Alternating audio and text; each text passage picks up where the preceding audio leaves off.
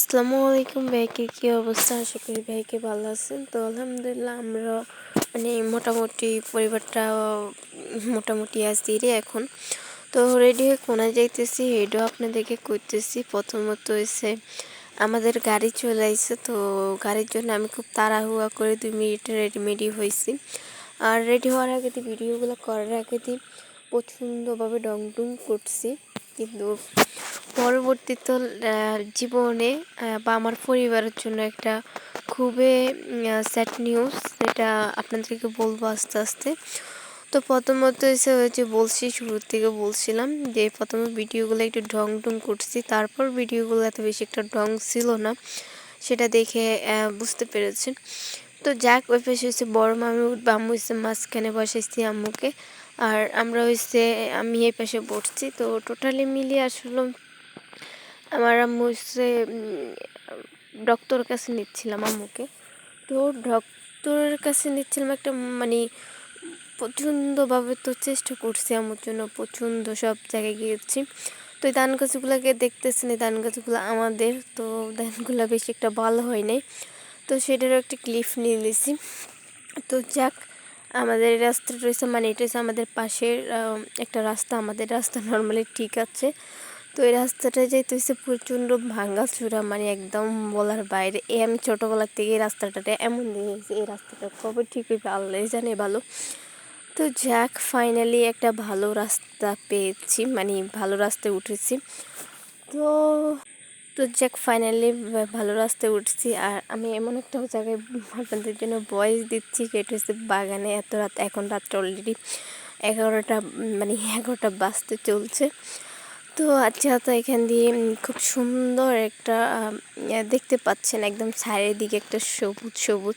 আর সবুজ যেমন দেখলে মনটা ভালো হয়ে যায়।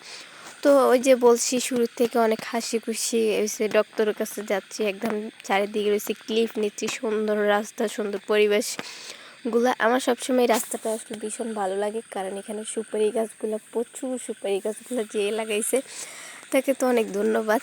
তা আমার আমার প্রিয় জায়গা এই জায়গাটা, আমার ভীষণ ভালো লাগে। আসলে নামার মতন ওই সময় থাকে না।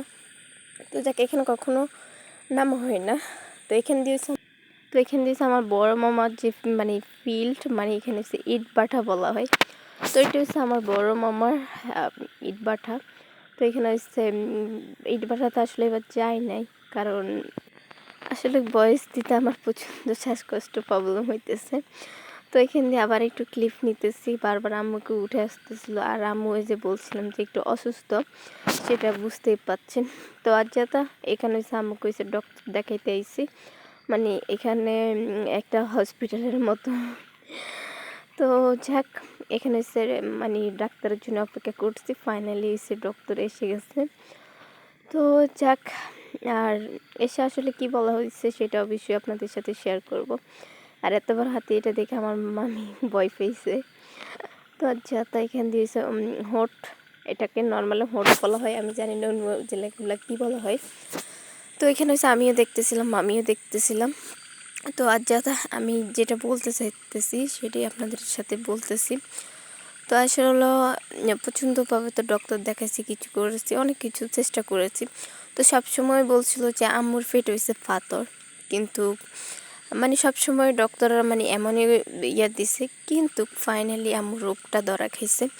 আম্মুর যে খাদ্য নাড়িটা, তো আম্মুর ওই খাদ্য নাড়িটার ওখানে আপনার ক্যান্সারে ওটা শুকাতে খাদ্য নাড়িটা ক্যান্সার হয়ে গেছে। তো যাক, এটা আমার জন্য ভীষণ ভয়ঙ্কর একটা, আমার ফ্যামিলির জন্য খুব ভয়ঙ্কর একটা। আসলে আমার আম্মু শুকে এসে এখন আমার আম্মুকে আমরা হারাইতে হবে, এটা কখনো সম্ভব না। তো আমার আম্মু বেশি দিন নাই, আসলে 15%-এর ভিতরে 5%ও গ্যারান্টি নেই আমার আম্মুর পৃথিবীতে থাকার। তো সবাই দোয়া করবেন, ভালো থাকবেন। আর আমি এ বিষয় নিয়ে কথা বলতে পারতেছি না, কারণ আমি আমার সবচেয়ে কাছের যে ফ্রেন্ডরা আছে, আমি তাদেরকে অনেক থ্যাঙ্কস জানাতে উচিত, কারণ আমার এই ফ্রেন্ড আমাকে অনেক হেল্প করেছে। সবাইকে ভালো থাকো, সুস্থ থাকো। আর বৃষ্টি হবে, তার জন্য হয়েছে লার্কিটার কি হয়েছে সবাই মিলে গোছাচ্ছে, এগুলো হচ্ছে ঘরে রাখবে, বৃষ্টি হলে রান্না করবে। তো যাক, আমার বাড়ি বসে অনেক কষ্ট করতেছে, সেটা দেখে বুঝতেছেন ও আসলে সব